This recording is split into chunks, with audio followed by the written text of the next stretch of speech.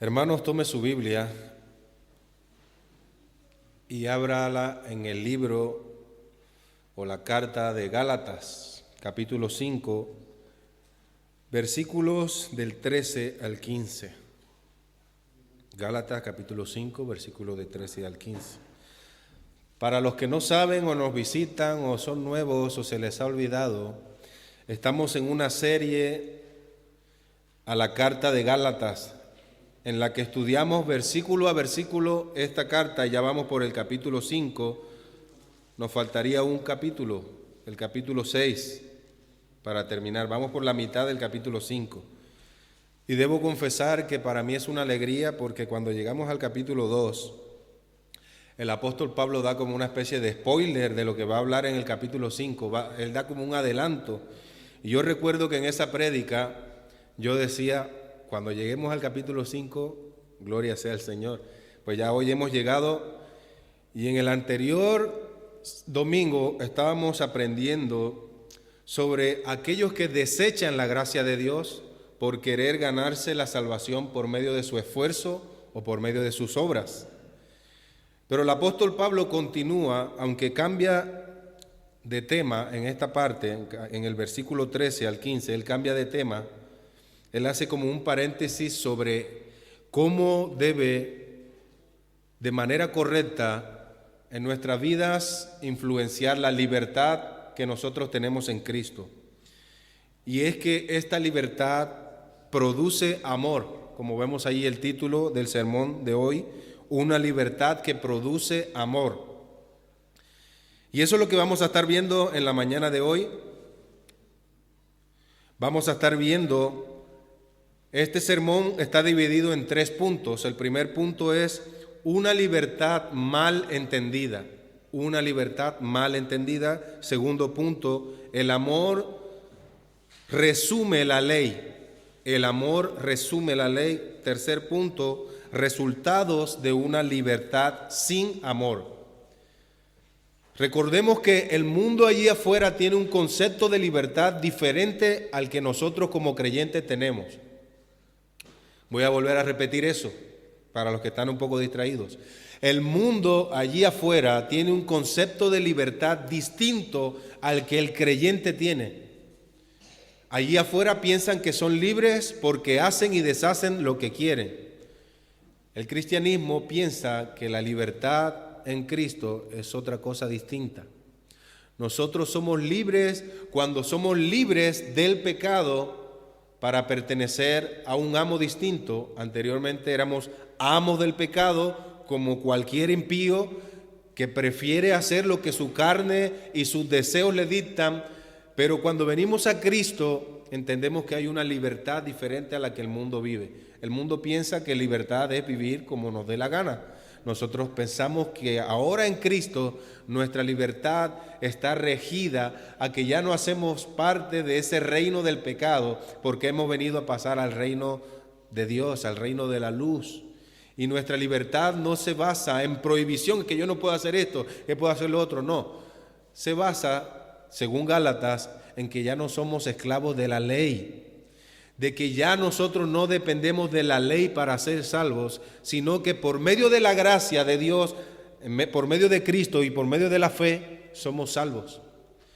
Así que esta es la libertad que Pablo les enseña a los Gálatas, la cual ellos habían entendido después que vinieron personas, falsos maestros, a enseñarles allí. Ellos habían pervertido esa gracia. Ahora ellos pensaban que ya no era suficiente la gracia de Cristo para ser salvos, sino que debían añadirle obras para entonces ser salvos de una manera completa. A tal punto de que Cristo es relegado, como dice Pablo, como aprendíamos en este capítulo 5, él dice, aquellos que por la ley quieren ser salvos, de la gracia habéis caído, habéis desechado a Cristo. Así que Pablo nos ha enseñado esa libertad durante todos estos capítulos, nos ha enseñado cuál es la verdadera interpretación de la ley. Hemos aprendido que la ley Dios no la mandó con el propósito de salvar a ningún ser humano, porque es imposible cumplir los mandamientos a perfección. y Dios pide perfección de sus mandamientos. Y hemos aprendido, como Pablo nos había enseñado en capítulo 4 y capítulo 3 sobre la ley, que la ley vino a ser un ayo. Simplemente, ¿qué es un ayo? Es un profesor, es un tutor que nos lleva a Cristo. Y habíamos aprendido que la ley tenía dos vertientes. Una vertiente era que la ley hacía forma de profesor, ese profesor que nos llevaba a Cristo y había cumplido su propósito una vez venida la fe, que es Cristo. Y la otra vertiente es que la ley es como un espejo que te muestra tu pecado y te muestra tu impotencia de poder cumplir la ley, de tal manera que te va a llevar de forma impotente a Cristo. Y entonces es donde Cristo cobra verdadero sentido. Entonces, a nosotros aprender lo que en realidad es la ley, que la ley nos salva, porque la ley, dice la palabra del Señor, maldito todo aquel hombre que por la ley quiera ser salvo. ¿Por qué? Porque no la va a poder cumplir. Vemos que eso está en Santiago, también está en Levítico, también está en Gálatas. Una ley bien entendida nos lleva a entender nuestra libertad de una manera correcta. Pero esa libertad de manera entendida bien, de una forma bien entendida la libertad, no como muchos entienden la libertad, y más adelante vamos a ver que hay muchas malas maneras de entender la libertad en Cristo. Una verdadera libertad bien entendida nos lleva y produce amor, produce amor. Eso es lo que vamos a ver en estos versículos. Por eso el punto número 1 lleva por título una libertad mal entendida, porque eso es lo que el apóstol Pablo nos dice. Versículo 13, Gálatas capítulo 5, versículo 13. Porque vosotros, hermanos, a libertad fuisteis llamados, solamente que no uséis la libertad como ocasión para la carne, sino servíos por, ¿qué dice allí? Por amor los unos a los otros. Algo que debemos entender de este versículo es que tiene total conexión con el anterior. Leamos el versículo anterior, el 13, que dice, el 12, perdón, dice, ojalá se mutilasen los que os perturban. ¿Por qué Pablo decía esto? Es como si le preguntáramos a Pablo, Pablo, ¿por qué dices que se mutilen estas personas? Y Pablo respondería, porque Dios no nos llamó para vivir esclavos de la ley, como ellos enseñan, sino para ser libres en Cristo. Es por eso que yo pido y digo, ojalá ellos se mutilen de la iglesia.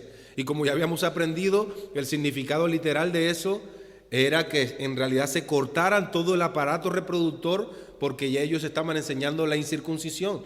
Y Pablo les dice, ellos están estorbando para que ustedes no sean salvos por la gracia. Pues ojalá que no solamente se corten el prepucio, sino que se corten de tajo el aparato reproductor. Era lo que Pablo estaba diciendo. Y habíamos aprendido que también se puede ver de una manera espiritual. Ojalá se mutilen aquellos que dicen que por la ley pueden ser salvos, que se vayan de la iglesia, que sean cortados de la grey. Era lo que el apóstol Pablo enseña en el versículo 12. Entonces, ojalá se mutilasen los que os perturban, y preguntáramos ¿por qué?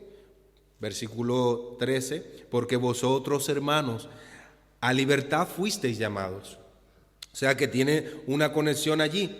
Hermanos, Dios nos ha llamado a libertad. Dios nos ha llamado a ser libres en su palabra, en su gracia.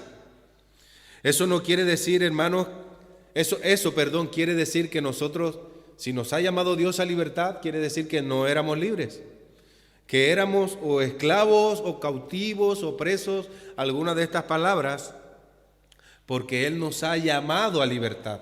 Quiere decir que no éramos libres. ¿Qué es lo contrario de libres? Como había dicho, preso, esclavo, como dice Juan 8:34, que dice Jesucristo que todo aquel que comete pecado es esclavo del pecado. Y leyendo yo esto esta semana, me hubiera gustado encontrar que Cristo hubiera dicho todo aquel que practica el pecado, porque es distinto. Pero Cristo dice todo aquel que comete el pecado, y he buscado en todas las versiones, todo aquel que comete pecado es esclavo del pecado. Levante la mano quien está libre de pecado aquí. Todos hemos pecado, todos hemos pecado. Así que, hermanos, nuestra situación era triste porque hacíamos caso a todo lo que dictaba nuestro cuerpo, que es el instrumento que el pecado utiliza para engañarnos por medio del placer. Como les había dicho al principio, el mundo allá afuera piensa que es libre porque le da rienda suelta a sus placeres. Y nosotros estamos allí con la castidad. No, la libertad en Cristo es otra cosa. Ellos en realidad no son libres, ellos son presos de sus propios placeres, los cuales les llevarán a una condenación eterna. Así que nosotros fuimos llamados ¿a qué? A libertad, como dice la palabra de Dios, ¿no? Aquí como nos lo dice Pablo. Pero ese llamado a ser libres, ¿se puede resistir? Claro que sí. Pero ese llamado a ser libres tampoco se puede resistir para los escogidos. Ellos no se podrán resistir a este llamado. Mire lo que dice Juan 12:48. Dice, el que me rechaza no acepta mis palabras. O sea que podemos dar por entendido de que el llamado, de hecho, Cristo fue uno de los más rechazados. El mensaje de Cristo fue uno de los más rechazados en su tiempo, porque hoy en día es abrazado por una gran parte del mundo. Hechos 13:46 dice, entonces Pablo y Bernabé le respondieron con valentía, a vosotros era necesario que se os hablara primero la palabra de Dios, pero puesto que la rechazáis, a ver, ven allí, se puede rechazar el llamado que Dios hace a ser libres. Cristo dice, venid a mí todos los que estáis trabajados y cargados, que yo os haré descansar. Pregunta, ¿todos acuden a ese llamado? No todos acuden a ese llamado. Cristo llama a la humanidad a ser libre, pero la humanidad lo rechaza. Es un rechazo que la humanidad, que el hombre pecador hace al llamado a libertad que Cristo y que Dios hace. Estamos viendo ahora mismo esa parte, el llamado a libertad. Pero ¿saben una cosa? Los escogidos no van a poder rechazar esa libertad. Aunque en un momento pataleen y digan no quiero, llegará el momento en que dirán sí quiero. Porque la palabra lo enseña. Y esto, hermanos, se conoce como el llamamiento eficaz o gracia irresistible. Es una de las doctrinas de la gracia que hemos aprendido en el campamento antepasado. El llamamiento eficaz. ¿Qué es el llamamiento eficaz? Dios hace un llamado a todos aquellos que fueron predestinados para ser salvos. Es como el santo y seña. Es como que en cualquier momento a esas personas, por eso es que nosotros estamos demandados a predicar a toda carne el evangelio. ¿Por qué? Porque no sabemos quiénes van a ser salvos. Pero en el momento en que ellos escuchen el evangelio, van a decir, sí, yo creo. ¿Por qué? Porque fueron predestinados para la gracia de Dios. Eso se llama llamamiento eficaz, gracia irresistible, como el apóstol Pablo no se pudo resistir a la palabra de Cristo. Mire lo que dice Juan 6:44, dice, ninguno, escuchen bien, esta palabra es importante, ninguno puede venir a mí si el Padre que me envió no le trajere y yo le resucitaré en el día postrero. Si tú has venido a Cristo es porque el Padre te ha traído a Él. No porque tú has decidido venir a Cristo, eso no es lo que enseña la palabra. La palabra enseña que ninguno, hermanos, es totalmente excluyente. Ninguno puede venir a mí, dice el Señor Jesucristo, si el Padre que me envió no le trajere primero. Así que hay un llamamiento eficaz donde Dios dice, ven y tienes que venir, sí o sí. Así como los huesos secos que fueron profetizados por el profeta Ezequiel. Profetiza sobre estos huesos secos. Los huesos no dijeron, yo no me quiero juntar con los coyunturas, yo no me quiero juntar con los tendones, los músculos. No, ellos se juntaron por la palabra de Dios. Es un llamamiento eficaz. Juan 6:65, más adelante Jesucristo le dice, y dijo, por eso os he dicho que ninguno, hermanos, ninguno puede venir a mí si no le fuere dado del Padre. O sea que hay una conexión entre el Hijo y el Padre y nadie puede entrar allí si tú no te puedes hacer cristiano porque quieres. Nadie puede generar en sí mismo el nuevo nacimiento. Eso es imposible. Eso es una obra del Espíritu Santo. ¿Y sabes cómo obra el Espíritu?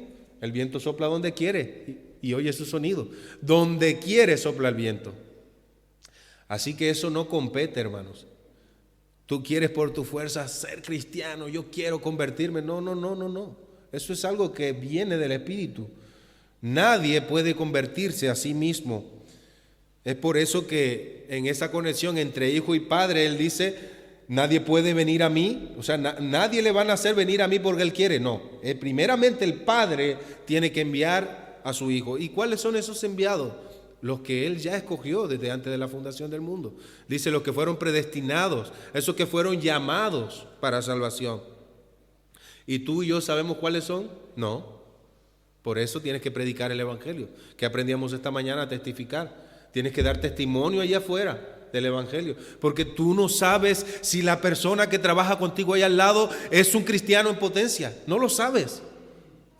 Por eso estamos demandados a predicar la buena nueva de salvación. Y fuimos llamados a libertad, y esta libertad no debemos vivirla con egoísmo. Es una libertad que produce amor. Debes amar a tu prójimo. Más adelante vamos a ver, más adelante, no nos adelantemos. Romanos 8:30, y muchos aquí saben que es uno de mis versículos favoritos. Romanos 8:30 nos enseña cómo es que se produce este llamado eficaz en los hombres. Dice la palabra del Señor así: y a los que antes predestinó. Esta palabra predestinó quiere decir que hay un destino previo para alguien, que Dios ya sabe el destino por el cual esa persona fue creada, sea para perdición o sea para salvación. Y a los que predestinó, a estos que también llamó a qué, a libertad, ¿no? A estos también llamó, y a los que llamó, a estos también justificó. Y a los que justificó, a estos también glorificó. Si notamos algo, aquí todos los verbos están en pasado. Predestinó en pasado, llamó en pasado, y a los que justificó también está en pasado, y glorificó está en pasado. ¿Saben por qué el Espíritu Santo permitió que Pablo escribiera esto en pasado? Porque Dios ya lo sabe todo. Dios ya ve a los que llamó como glorificados. Si esto fuera escrito por un ser humano, hubiera dicho lo siguiente: y a los que predestinó, a esto también llamará, y a los que ya llamará, a esto también justificará, y a los que justificará, a esto también glorificará. Pero no, allí no hay manera de entrar allí. A esos que predestinó, que empiezan en el principio del versículo, son los mismos que van a ser glorificados después. No hay manera, hermanos, de que se salgan de allí. Una vez puse un ejemplo para aquellas que trabajan en el almacén, en la cinta. Cuando pasan el melocotón, ellas van escogiendo para aquellos que van revisando los que están malos, los que están tal. ¿Sabes una cosa? Si nosotros fuéramos melocotones, Dios, aquellos melocotones que puso en el principio, aunque estén malos, no sé cómo el poder de Dios hace, pero cuando lleguen al final van a llegar limpios y buenos. Ninguno de los melocotones que fueron predestinados para llegar al final van a llegar sucios, van a llegar mal, porque es lo que dice su palabra, van a ser glorificados. No hay manera, hermanos, allí ese es el poder de Dios, en eso radica el poder de Dios, en que Él puede transformar a melocotones podridos en melocotones perfectos y de la mejor calidad, a hombres pecadores en glorificados al final de los tiempos. Y esos fueron llamados a libertad. Eso se conoce como el llamamiento eficaz o la gracia irresistible. No va a haber ninguno de todos los llamados. ¿Por qué? Porque Jesucristo lo dice en Juan capítulo 10, versículo 27 al 30. Y es una de las declaraciones más descaradas de la gracia irresistible en el Nuevo Testamento. Mire lo que dice Jesucristo: mis ovejas oyen mi voz. Mis ovejas oyen mi voz y yo las conozco y me siguen y yo les doy vida eterna. Y escuche bien lo que dice ahí: no perecerán jamás. ¿Y por qué no perecerán? Ni nadie las arrebatará de mi mano. ¿Por qué? Porque mi Padre que me las dio es mayor que todos y nadie las puede arrebatar de la mano de mi Padre. Y yo y el Padre uno somos. Pensando en esto ayer, hermanos, una de las grandes incógnitas que tiene el creyente es si la salvación puede llegarse a perder en algún momento dado. Si la salvación que te fue dada por gracia puede llegarse a perder, cuando nosotros leemos este versículo que acabamos de leer aquí ahora, ya nosotros deberíamos cambiar esa pregunta, porque la pregunta correcta no es si la salvación se pierde. La pregunta correcta es si alguna de las ovejas que Dios tiene en su mano pueden ser arrebatadas de Él. Esa sería la pregunta. Nuestro Dios es poderoso. Cuando nosotros estamos diciendo o estamos argumentando que la salvación que Dios ya dio a alguien se puede perder, por otro lado estaríamos diciendo que Satanás puede ir al mismo trono de Dios y robar una de sus ovejas. Y eso es algo serio, hermano, porque Dios es todopoderoso. Mire lo que dice aquí, lo voy a volver a repetir para que nos quede claro. Mis ovejas oyen mi voz y yo las conozco y me siguen, y yo les doy vida eterna, y no perecerán jamás. No perecerán es que no hallarán perdición, ni nadie las arrebatará de mi mano. Mi Padre que me las dio es mayor que todos, y nadie, escuchen bien, nadie las puede arrebatar de la mano de mi Padre. Esto es una seguridad increíble. Por eso dije al principio que esto es uno de los versículos más descarados, o sea, que presenta el llamamiento eficaz de una forma desnuda. Aquellos que fueron llamados para ser libres, a libertad, no van a perecer jamás. Es por eso, hermanos, que nosotros, si hemos entendido la verdadera libertad en Cristo, debe producir amor. Pero amor, ¿por quién? Amor primeramente por Dios, luego primeramente por los hermanos y luego por esto, por la obra del Señor. Todo lo que aquí nosotros podemos ver. Así que en base a esto que hemos aprendido ahora, hay una frase que se ha citado en este púlpito de manera errónea que ya no debemos citarla más. Y hemos a veces cometido el error de citarla, pero es una frase que no es bíblica. Y yo pensaba que era bíblica, pero no es bíblica. Y la frase es que la palabra de Dios no cae en saco roto. Es una frase que yo estuve buscando en esta semana, estuve indagando y no está en las Escrituras. El único versículo que más o menos se le acerca es Isaías 55:11, que dice: así será mi palabra que sale de mi boca, no volverá vacía, sino que haré lo que yo quiero y será prosperada en aquello para que la envíe. Y ahí es donde está el punto. Al final de ese versículo nos dice la clave. Porque si nosotros decimos que la palabra del Señor no cae en saco roto, entonces no va a ser rechazada por nadie.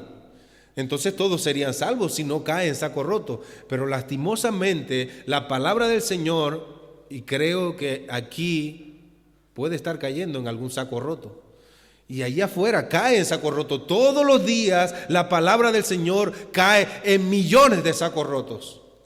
Entonces, ¿cómo debemos interpretar este versículo? Allí dice al final: y será prosperada en aquello para que la envíe. Allí es donde está la clave de este versículo. Si te pregunto algo, ¿la palabra de Dios es suficiente? Sí, nosotros creemos que la palabra del Señor es suficiente. Ahora te hago otra pregunta.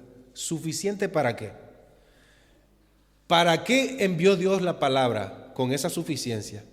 ¿Será que con la palabra de Dios yo puedo construir un edificio de 3 pisos? ¿Será que con la palabra de Dios me da las instrucciones necesarias para construir una carretera? No. ¿Por qué? Porque ese no fue el fin para el cual Él la envió, su palabra. ¿Será que con la palabra de Dios yo puedo aprender a hacer RCP, que es de reanimación? No. Porque la palabra de Dios no fue enviada con ese fin. La palabra de Dios es suficiente, como dice Isaías 51:11, en aquello para la cual fue enviado. Entonces allí es donde está esa cosa. La palabra del Señor cae en saco roto, pero no cae en saco roto para aquellos para los cuales fue enviada. Aquellos para los cuales fueron predestinados. La palabra hará efecto para aquellos que fueron llamados a libertad. Es por eso que a veces podemos hacer una pregunta: ¿envió Dios a su Hijo con el propósito de salvar a todos los seres humanos? No. Podríamos decir, envió Dios su palabra con el propósito de salvar a todos los seres humanos. Por las Escrituras sabemos que hay gente en el infierno. Estaríamos diciendo de que Dios envió, ¿verdad?, su palabra con el propósito de salvar, escuchen bien, propósito de salvar a alguien y esa persona se perdió. La palabra de Dios no tuvo poder en esa persona. La parábola del sembrador dice que la palabra fue esparcida, la semilla fue esparcida en distintas formas de terreno. Y algunos la rechazaron porque se dice que no creció, no germinó, distintas formas, distintos factores. Pero en unos prosperó la palabra del Señor y dio fruto. Donde dio fruto fue donde Dios hizo su propósito desde antes de la fundación del mundo, no con los otros. Con los otros el propósito era de justicia. Ellos no podrán tener excusa de decir, yo no conocí, Señor, tu palabra, yo no conocí tu evangelio, yo no supe que en la creación se revelaba el poder de Dios. No, ninguno tendrá excusa, hermanos. Así que esto no se trata de quien reciba o no reciba ese llamado. Hermanos, esto se trata del decreto divino, el llamamiento, porque Dios dijo a Moisés, yo tendré misericordia de quien yo quiera. Yo me compadeceré de quien yo quiera, dijo Dios a Moisés. Y Pablo dice en Romanos capítulo 9, no depende del que quiere ni del que corre, sino de Dios que tiene misericordia. Esto no depende, hermano, de ninguno de nosotros. Muchos de nosotros vamos a querer y querer, pero no depende de ti, depende de Dios que tiene misericordia. De Dios depende. Fuimos llamados a libertad, hermano. Pero hay una hay una advertencia sobre esa libertad. Una advertencia sobre esa libertad. Sigamos avanzando, porque vosotros, hermanos, a libertad fuisteis llamados, solamente que no uséis la libertad como ocasión para la carne. En otras versiones dice, como pretexto para pecar, sino servíos por amor los unos a los otros. Es una libertad, hermanos, que se vive según el amor y la sabiduría. Una vez me preguntaron aquí en España, me preguntaron, ¿a qué iglesia asistes? Y yo le dije, bueno, yo asisto a una iglesia que está ahí enfrente del Bar Chencho, que queda cerca de la estación de autobuses. Y seguidamente me preguntaron, ¿y qué es lo que se prohíbe ahí en esa iglesia? Y hermanos, no debemos ser ajenos a estas preguntas porque muchas veces nosotros concebimos el cristianismo por lo que se prohíbe y no por nuestra libertad en Cristo. Es como si tuviéramos una camisa de esa de fuerza y Dios está allí poniéndonos una camisa de fuerza diciendo, esto no puedes hacer, esto no puedes hacer, esto no puedes hacer.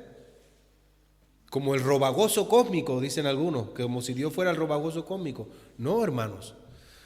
Dios es el creador de todos los deleites, de todos los placeres. Satanás no creó ni un solo placer. Satanás lo que hizo fue pervertirlos en nuestra mente. Pero Dios creó el placer, hermanos. Y tenemos una libertad para nosotros de manera legítima hacer caso a esos placeres, porque nosotros no somos de piedra, sentimos. Pero hermanos, esta libertad no se vive en egoísmo, se vive en amor, y eso es lo que vamos a aprender hoy. Pablo le dice a los corintios, porque allí sí que habían entendido mal esta libertad que Cristo les había dicho. En el capítulo 8, versículo 9 dice, mas tened cuidado, no sea que vuestra libertad de alguna manera se convierta en tropiezo para el débil. Pablo aquí asume que hay débiles en la iglesia. Pero estos hermanos débiles, ¿son débiles en qué? ¿En qué son débiles estos hermanos? En la libertad.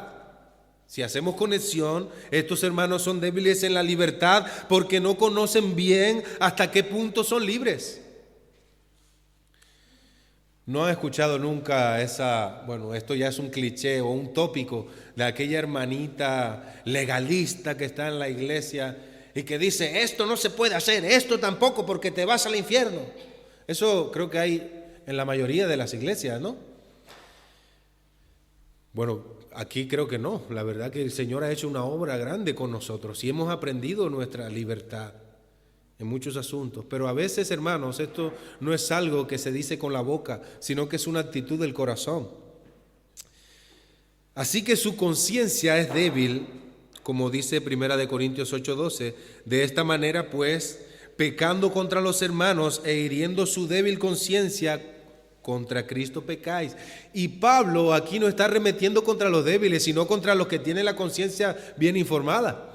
Ustedes no tienen amor por los débiles cuando por su malinterpretada libertad hacen pecar al hermano débil. Por eso Pablo conecta la libertad del creyente con el amor por los demás, lo que en el versículo que estamos viendo. Dice ahí, si no servíos por amor los unos a los otros. Pablo dice, a libertad fuimos llamados, pero no uséis esa libertad como ocasión para pecar, sino servíos los unos a los otros. Así que esa libertad se vive en sabiduría y en amor. Y algunos hermanos malinterpretan esta libertad pensando de que la libertad en Cristo es como una licencia para pecar. Es como que si ahora somos libres, pues pecamos y ya está. No. Hay una palabra un poco rara que voy a decir ahora, que los teólogos conocen como antinomianos, pero es fácil de comprender. Anti, que viene en contra de, y nomianos, que viene de norma o ley, o sea, en contra de la norma. Lo que quieren decir los antinomianos es que rechazan la norma para vivir libremente. Y por otro lado, los antinomianos tenemos a aquellas personas que son legalistas, los que cogen la norma de tal manera que no entienden su libertad y se retraen pensando, por un lado, de que van a perder la salvación o de que van a perder la santidad. Y el punto, hermanos, es que cuando estas personas que son débiles en su conciencia y no entienden su libertad, al final de cuentas pecan cuando dicen no saber si hacerlo o no hacerlo. La palabra del Señor dice, si tú tienes dudas en hacer algo que no sabes si es correcto delante de los ojos de Dios, mejor no lo hagas, porque si lo haces te cuenta como pecado. Ahí es donde está el punto. En la iglesia hay hermanos que tienen una conciencia informada de su libertad y hay otros que no. Pero el punto de esto es el amor. Si tú lo haces en amor, al final no vas a pecar, porque tú te vas a retraer de cosas. Dice el apóstol Pablo, aquellos que se abstienen de comer carne, para el Señor lo hacen. Y los que no se abstienen, también para el Señor lo hacen. De manera de que tu libertad la debes vivir en amor, en amor. Ya esto lo hemos enseñado en esta congregación tiempo atrás, hace más o menos un año, estuvimos predicando sobre Corintios, cómo Pablo habla a los corintios y les pone orden a la libertad entre los de conciencia fuerte y los de conciencia débil. Y poníamos el ejemplo de la Navidad, que algunos dicen que la Navidad es de Satanás, algunos dicen que la Navidad se puede celebrar, y decíamos que si prima el amor allí podemos estar juntos y juntos podemos entender la libertad de unos y la retracción de los otros, pero sobre todo debe primar el amor. En el Apocalipsis, ¿se acuerdan? En el campamento hablamos de un grupito llamado los Nicolaitas. ¿Se acuerdan, no? Que había la iglesia de Éfeso, que ellos rechazaban las obras de los Nicolaitas y Cristo les daba alabanza porque ellos rechazaban la obra de los Nicolaitas. Pero con Pérgamo pasaba algo distinto. Ellos consentían y toleraban las obras de los Nicolaitas.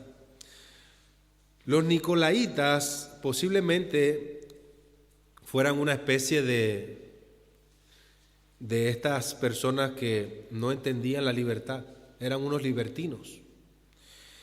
Clemente de Alejandría escribe sobre los Nicolaitas y dice esto: se abandonaron al placer como cabras, llevando una vida de autocomplacencia.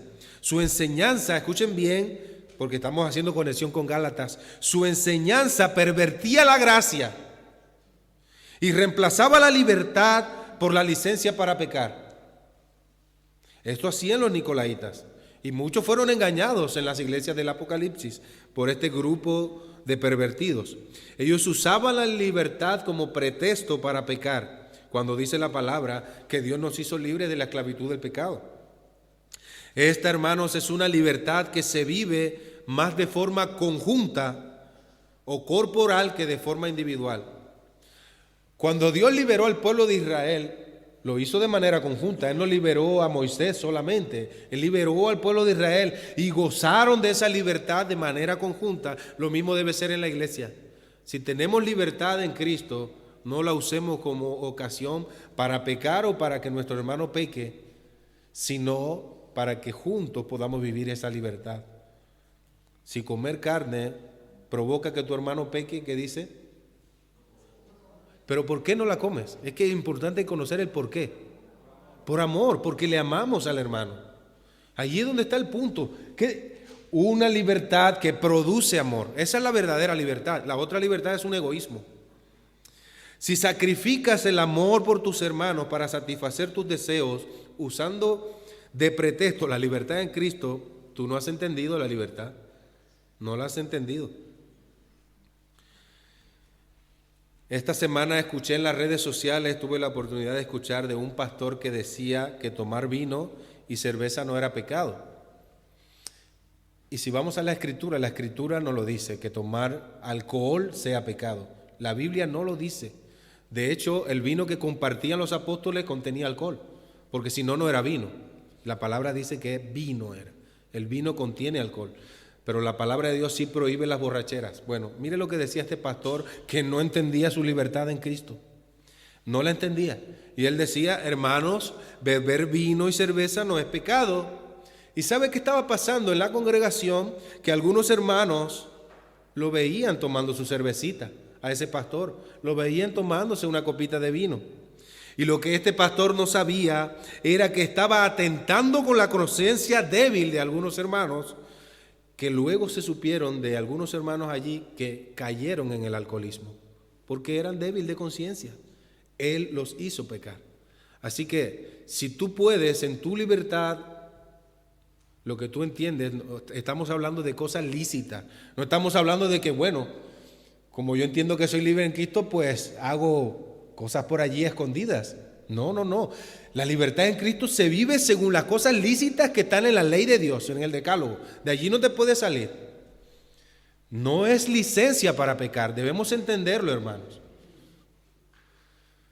Así que, por eso Pablo les insta a los corintios, porque algunos estaban comiendo carne dedicada a los ídolos delante de los hermanos débiles, tanto así que algunos decían, te vas a condenar, y se formaba entre ellos una disputa, una contienda que no era digna de alabanza.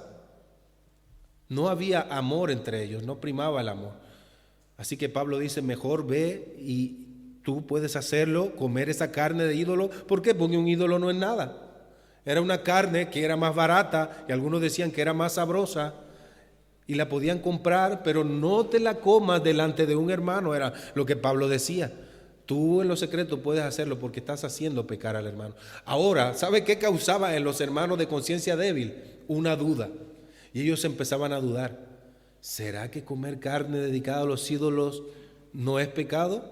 Voy a comerla. Cogían un poquito y no, sí es pecado. No es pecado.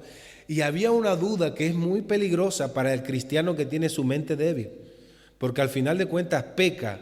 Sin dudas en hacer algo, no lo hagas, hermano. Hermano, si tú dudas que la Navidad no es bien delante de los ojos de Dios, no lo hagas. No lo hagas porque te va a contar como pecado. Ya he puesto varias veces aquí el ejemplo del pastel. Supongamos que mi hermano Josué está de cumpleaños y yo sé que él tiene una alergia al maní. Y yo veo 2 tartas y yo voy a la tienda a comprar, pero yo no sé cuál de ellas tiene maní. Sin embargo, yo compro para regalársela, yo no le estoy amando. Yo no lo estoy amando a él. Porque yo digo, bueno, al igual de cuentas, no sé cuál tiene maní, yo se la llevo. No, es como que estamos diciendo delante de Dios, yo no sé si esto es pecado o no, yo lo hago. No, eso es pecado delante de Dios, porque no estás amando a Dios, más bien debes retraerte. Eso es una de las cosas que caracteriza a la iglesia reformada en cuanto a la liturgia. Por eso nosotros no ponemos luces, nosotros no ponemos aquí danzas, ya no hacemos teatro. ¿Por qué? Porque no sabemos si a Dios le está agradando y nosotros nos retraemos. Le amamos al Señor. Hoy en día las iglesias piensan que son de ellos. No, la iglesia es de Dios. La iglesia no es de la gente. La iglesia es de Dios, por lo tanto aquí debemos tener reverencia y temor al Señor. Yo no sé si allá arriba el Señor me está aplaudiendo las danzas, o me está aplaudiendo los teatros, o me está aplaudiendo las luces, o me está aplaudiendo el pragmatismo que muchas iglesias hacen para ganar almas, dejando la palabra de Dios a un lado. Y como no lo sé, yo le amo al Señor y digo, Señor, no lo hago, por amor a ti no lo hago. Y entonces allí estoy amando al Señor. Es lo mismo que sucede con los hermanos, porque el primer mandamiento va conectado con el segundo. Si amas a Dios, amas a tu hermano. Entonces, hermanos, esto a pesar de los falsos hermanos, como Pablo dice en el capítulo 2, Pablo entendía la libertad, y cuando Pablo llegó a Jerusalén se encontró con un grupo de hermanos que entendía la libertad en Cristo, y ellos podían comer cerdito al horno, podían comer las patitas de cerdo con frijol, lo podían comer. Pero ¿qué de los otros hermanos que también eran cristianos, ojo, pero que aún seguían retrayéndose de las cosas que Pedro ya había visto en un lienzo? Mata y come, porque yo todo lo he santificado, incluyendo el cerdo. Pablo entendía esa libertad, pero en el capítulo 2, mire lo que dice él, que ya lo hemos leído, por supuesto, versículo 14, y esto a pesar de los falsos hermanos introducidos a escondidas, que entraban para espiar nuestra libertad que tenemos en Cristo Jesús, para reducirnos a esclavitud. Pablo vivió, hermanos, eso en carne propia. Muchos hermanos se metían así de manera incógnita para espiar la libertad que ellos tenían. Yo no sé qué en realidad estaban haciendo ellos, pero era una libertad que tenían en Cristo. Yo supongo, hermano, que tenía que ver algo con la comida, porque ese fue el problema que le pasó a Pedro en Antioquía. Cuando Pedro estaba con los gentiles, la patita del cerdo, muchas cosas que hacían los gentiles, él las hacía porque había entendido que el evangelio no solamente era para los judíos, sino también para los gentiles. Pero ¿qué pasa? Que cuando Santiago manda a unos de Jerusalén a Antioquía, ¿qué pasa con Pedro? Se retrajo, tuvo temor de los judíos. Dice ahí en el capítulo 2, dice que Pedro se retrajo de comer con ellos a tal punto de que ya no se reunía con ellos sino con los judíos. Y Pablo le dijo, un momentito, Pedro, tú no estás andando conforme al evangelio, tú tienes algo, tú estás siendo esclavo todavía de la ley, estás siendo esclavo de los rudimentos y no entiendes tu libertad en Cristo. Así que, hermanos, pasemos al segundo punto. El amor resume la ley. Dice la palabra del Señor así, versículo 14, porque toda la ley en esta sola palabra se cumple: amarás a tu prójimo como a ti mismo. Esto también tiene una conexión con el versículo 12, cuando Pablo le dice, ojalá se mutilasen los que os perturban. Pablo, ¿por qué? ¿Por qué ojalá se mutilen ellos? Porque toda la ley se resume en amor. Ve que ahí hay dos porque. El versículo 13 dice porque, y el versículo 14 también dice porque. Son respuestas a lo que veíamos anteriormente. Porque toda la ley se resume en amor. Y esos que os perturban no os están amando. Cristo ya había resumido los mandamientos en dos: amarás a Dios sobre todas las cosas y amarás al prójimo como a ti mismo. Pero Pablo dice aquí que toda la ley se resume en amar al prójimo. ¿Se contradice Pablo con Cristo? No. Cuando nosotros encontremos algo que que parece que se contradice, debemos leer el contexto. Pablo no cita el primer mandamiento. ¿Por qué? Porque el punto de los que estaban perturbando a los gálatas era porque no les amaban. Y es como que Pablo les estaría diciendo, ustedes que son legalistas y que quieren ser salvos por la ley, no están cumpliendo el mandamiento eclesial de amar a tu prójimo como a ti mismo. No los están amando, los están haciendo esclavos de la ley. ¿Qué significa amar al prójimo? ¿Qué significa prójimo? Esa palabra prójimo en el español proviene del latín proximus, que en español es próximo. El que tú tienes al lado, ese es tu prójimo. Hay una manera fácil de definir qué es el prójimo. El prójimo es todo aquel que no eres tú. El prójimo es todo aquel que no soy yo. Ese es el prójimo. El próximo, el que está a tu lado. La palabra próximo en el italiano es el vecino, vicino en italiano. ¿Cuál es el vecino? El que está a tu lado. Ese es el prójimo, el que tú debes amar como a ti mismo. Dice Jesucristo en Juan capítulo 4:20, dice, si alguno dice yo amo a Dios y aborrece a su hermano, es mentiroso, porque el que no ama a su hermano, a quien ve todos los días o ha visto, ¿cómo puede amar a Dios a quien no le ha visto? Al decir que la ley se resume en amar al prójimo, Pablo es como si estuviera reiterando lo que ya les había dicho antes. Quien no cumple la ley, toda se hace maldito. Es por eso que le cita eso. Pero hermanos, ¿qué implica amar al prójimo como a ti mismo? Así, ¿qué implica amar al prójimo? Tengo 3 implicaciones. En primer lugar, implica que amar a Dios está conectado con amar al prójimo, como ya habíamos visto. El que dice amar a Dios que no lo ve y aborrece a su hermano, ¿cómo puede decir que ama a Dios si a su hermano que lo ve no lo ama? En segundo lugar, implica que amar al prójimo es cumplir la ley. Implica que amando al prójimo como a nosotros mismos, cumplimos la ley. Romanos 13:8 dice, no debáis a nadie nada, sino el amaros unos a otros, porque el que ama al prójimo, ¿qué? Ha cumplido la ley. El que ama al prójimo ha cumplido la ley. Tercer lugar, implica que el mundo sabrá que somos congruentes con nuestra fe cuando nos amamos los unos a los otros. Jesucristo le decía a sus discípulos, en esto conocerán todos que sois mis discípulos, si tuviereis amor, ¿qué? Los unos por los otros. En cuarto lugar, amar a nuestro prójimo como a nosotros mismos implica que nuestra verdadera identidad es revelada en cumplir ese mandamiento. ¿Sabes cómo Dios te va a conocer a ti? ¿O sabes cómo el mundo va a conocerte a ti? Primera de Juan 3:10 dice, en esto se manifiestan, y en otras versiones dice, en esto se conocen los hijos de Dios. Escuchen bien, en esto se conocen los hijos de Dios y los hijos del diablo. Todo aquel que no hace justicia y que no ama a su hermano no es de Dios. Todo aquel que no ama a su hermano no es de Dios, hermano.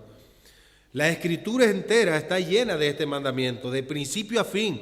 Y desde el primer hasta el último asesinato, la voz de la sangre de las víctimas clama al cielo pidiendo justicia. Así como la sangre de Caín, de Abel, que fue la primera víctima de un asesinato, y esa sangre clamaba al cielo. Desde el primero hasta el último que va a ser asesinado, va a clamar, porque es amor entre hermanos, amor al prójimo, amor al prójimo. Mira lo que decía Lutero en cuanto a esto. Si quieres saber cómo debes amar a tu prójimo, pregúntate cuánto te amas a ti mismo. Si te metieras en problemas o en peligro, te alegrarías de tener el amor y la ayuda de todos los hombres. No necesitas ningún libro de instrucciones que te enseñe a amar al prójimo. Todo lo que tienes que hacer es mirar en tu propio corazón y te dirá cómo debes amar a tu prójimo como a ti mismo. Fin de la cita. Y Pablo ahora nos da una advertencia que si no aplicamos la libertad en amor, vamos a tener consecuencias. Versículo 15, resultados de una libertad sin amor. Pero si os mordéis y os coméis unos a otros, mirad que también no os consumáis unos a otros. Yo podría resumir este versículo como un egoísmo y un salvajismo total. Pablo usa esta expresión, hermanos, aquí dice que no os comáis unos a otros. Pablo usa esta expresión para demostrar que la libertad mal entendida puede llegar a ser peligrosa contra tu prójimo.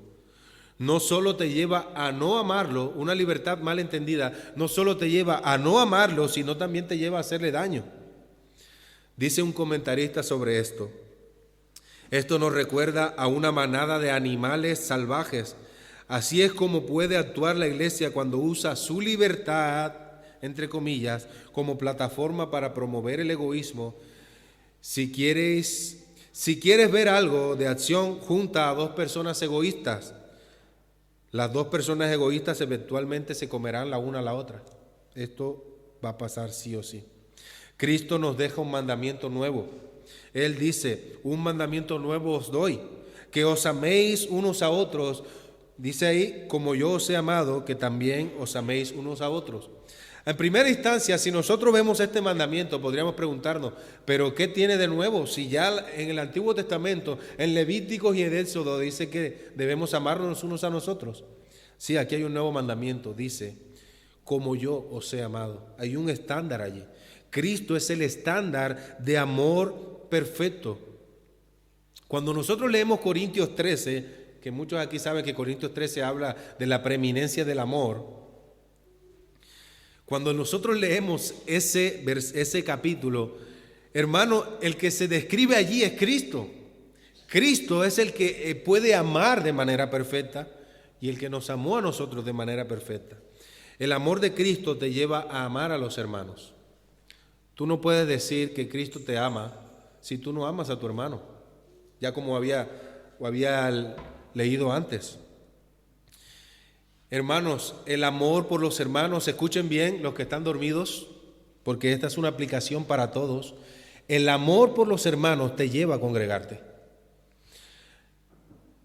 Esta semana pasó algo que a mí la verdad me indignó de una manera muy fuerte. Y no es algo personal contra nadie. Quiero hacer una salvedad. El martes aquí hubo un cumpleaños. Y podría ser cualquier cumpleaños. De verdad, podría ser cualquier cumpleaños porque esta iglesia acude rápido a los cumpleaños. Y más si es carne gratis. Pero ¿sabe una cosa? El miércoles esta iglesia estaba vacía. Vacía en el culto de oración. Escuchen bien. La iglesia IBH el martes estaba llena en un cumpleaños y el miércoles estaba vacía en un culto de oración. Hermano, yo no pude dormir con la indignación el miércoles aquí. Aquí lloramos juntos orando. Estamos hablando de amor. El amor te lleva a congregarte con los hermanos. Es por eso, hermanos, que cuando tú testificas del Evangelio estás echando por la borda todas las cosas porque con tus acciones no haces las cosas. Tú puedes mandar versículos, puedes mandar lo que sea, pero si con tus acciones no adornas esos versículos, estás tirando a la borda tu doctrina. El amor, hermanos, lleva a congregarnos. Esta mañana en la escuela dominical, hermanos, que quede claro a los creyentes, estoy hablando a los creyentes, el culto comienza a las 11. El culto del domingo comienza a las 11 de la mañana, no comienza a las 12. Nosotros debemos amarnos los unos a nosotros, debemos anhelar el vernos la cara. Porque muchos trabajamos durante la semana y debemos hacer un esfuerzo, sacrificando incluso el trabajo. Hay veces, hermanos, que el trabajo sí, debemos trabajar, pero no debe ser una costumbre. El dejar de congregarnos por trabajar es una mala costumbre. Dios no está allí arriba diciendo, qué bien que te has ido al trabajo, eres responsable. No creo, hermanos, eso. Hoy hay como 9 personas que se han ido a sus labores. Y está bien hasta cierto punto está bien. Pero esto no debe convertirse en una costumbre, porque ¿dónde está el amor? ¿Dónde está el sacrificio que haces por la congregación, por la iglesia? Hermanos, estamos hablando de amor, la libertad que produce amor. ¿Será que si se te quita la comodidad de tener una iglesia aquí en Ellín, ¿será que buscarás una iglesia de sana doctrina a los alrededores? ¿O te irás a la más cerca que quede? Sea que te estén rascando el oído, comezón de oído. ¿O será que harás el esfuerzo de buscar una iglesia donde se predique la sana doctrina? ¿Estás dispuesto a pagar el precio? Si se te quita la comodidad de venir aquí a allí.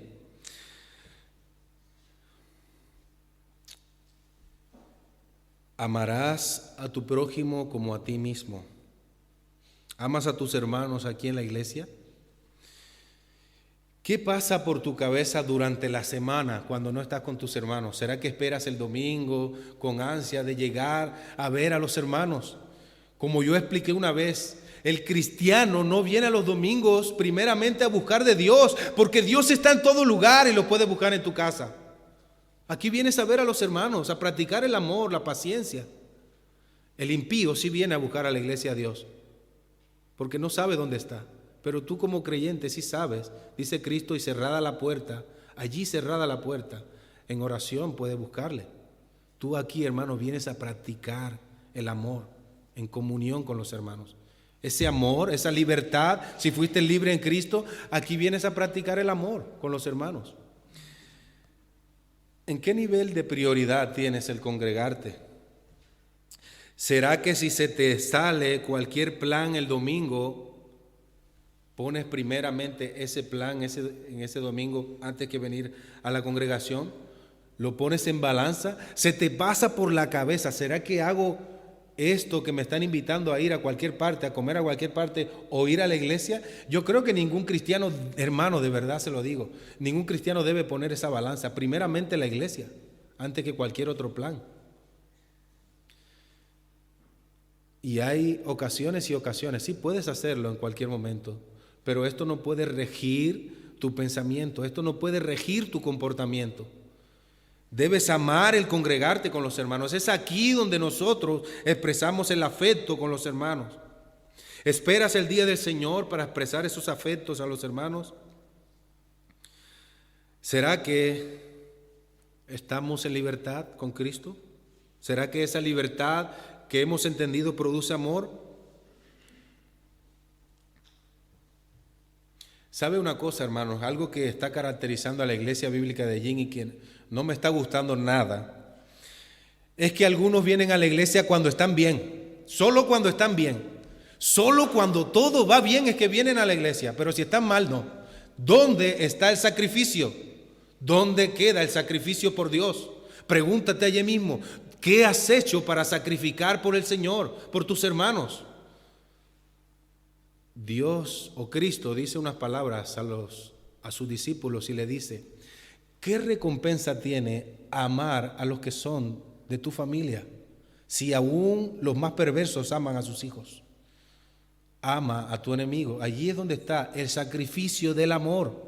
El sacrificio del amor. No vengas a la iglesia solamente cuando estás bien. Y sé que algunos aquí vienen con dolencias. Y gloria a Dios, les alabo eso, hermanos. Aquellos que vienen con dolencias a la iglesia y aún así vienen, gloria sea al Señor. El Señor dice: yo conozco tus obras y esas las alabo. Gloria sea al Señor, eso es de alabar. Pero también hay muchos que simplemente vienen a la iglesia cuando todo va bien, pero en el momento en que tienen alguna dolencia ya no vienen a la iglesia. Pero al trabajo sí hay que ir como sea, porque nos echan del trabajo. Hermanos, puede ser que la vara de medición para saber si tú amas a tus hermanos sea la congregación, el congregarte. Esta iglesia debería estar llena, hermanos, llena, porque muchas personas han conocido el evangelio. Sin embargo, dejan ganarse terreno por el enemigo. En su debilidad se quedan en sus casas. Porque si eres, hermano, un llanero solitario, como muchos cristianos que tienen por mala costumbre no congregarse, lo más posible es que te ames más a ti que a otra cosa y no estés amando a tus hermanos. Dios dice: si no amas a tu prójimo que lo ves, ¿puedes amarme a mí? ¿Qué has hecho por los hermanos? ¿Qué has sacrificado? ¿Dónde está la muestra de tu amor? ¿O eres favoritista, con unos sí y con otros no? Oh, hermanos, pidamos al Señor que nos enseñe a amar a nuestros hermanos cada vez más. El amor crece, como dice la palabra del Señor. Pablo le decía: yo pido al Señor que crezcan en amor, que podamos crecer en amor, a ser unidos, que nuestro amor crezca y crezca cada día más. Solo así podemos cumplir la ley que tanto hemos estudiado todos estos domingos, en dependencia del Espíritu. Hay muchas formas de amar, las formas de amar suelen ser distintas. Yo no estoy pidiendo que aquí todos nos amemos de la misma forma. No todos vamos a expresar de la misma manera el amor, hermanos. Algunos son más cariñosos que otros. Algunos, la medida del amor son distintas. Pero ¿sabe una cosa? Algo que sí delante de Dios tiene que ser igual, es la motivación. El día en que nos presentemos delante de Dios, Él no mirará la forma en cómo amaste a tu hermano, sino cuál era la verdadera motivación en tu corazón. No amemos para que nos vean.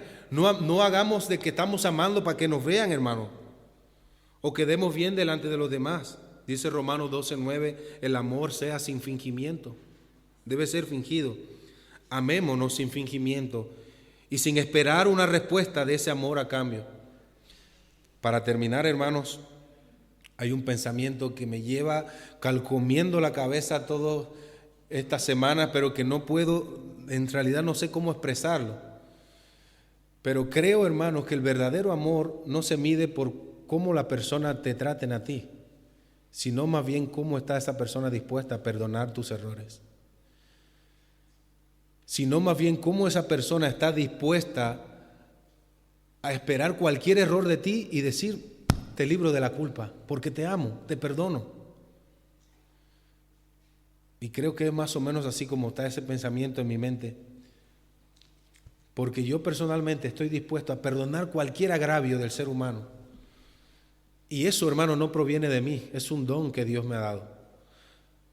Pero nosotros, hermanos, debemos primeramente presentar nuestro amor, no por cómo nosotros nos expresamos o lo que podamos dar o lo que podamos darnos a nosotros, más bien esperando que en cualquier momento esa persona te puede fallar y tú estás allí dispuesta a darle un abrazo en perdón, como Cristo nos perdonó, así como Cristo nos perdonó. Así que recordemos el nuevo mandamiento que Cristo nos dejó, que nos amemos los unos a los otros, como Él nos amó. Vamos a orar. Padre eterno, dice en tu palabra que tú eres amor. Y ese amor, Señor, has permitido que nosotros podamos expresar con los hermanos. Nos has enseñado el día de hoy que hemos sido libres, que fuimos llamados a libertad, pero esta libertad debe producir amor para con todos los hermanos, los unos a los otros. La iglesia primitiva, Señor, tenía todas las cosas en común los unos a los otros, pero hoy en día parece, Señor, que no hacemos caso a la advertencia de Pablo cuando él nos dice, no os coman los unos a los otros, no os consumáis los unos a los otros. Vivimos en egoísmos. Ten misericordia, Señor, de nosotros. Transforma nuestro corazón, quita de nosotros el egoísmo y haznos, Señor, personas sacrificiales, Señor, por nuestros hermanos. Personas que pueden sacrificar cosas por los hermanos. Perdona nuestras faltas, porque tu gracia, Señor, es mayor. Gracias por cada uno de los hermanos y por tu palabra, Señor, porque nos has hablado el día de hoy. Con amor nos has hablado. Lo sabemos porque nos amas, Señor, nos instruyes, porque nos amas, nos reprendes, porque nos amas, nos redarguyes, y porque nos amas, Señor, nos llevarás hacia esa plenitud del conocimiento de tu Hijo. Transforma nuestra vida en Cristo Jesús. Amén y amén. Amén. Hermanos, tenemos 5 minutos para escuchar los anuncios por nuestra hermana y también tenemos para recolectar las ofrendas. Nuestra hermana Fabiola va a estar dando anuncios.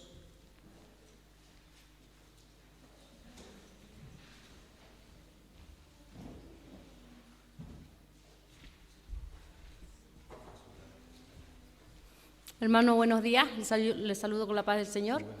Los anuncios son pocos. Invitarles, el día miércoles tenemos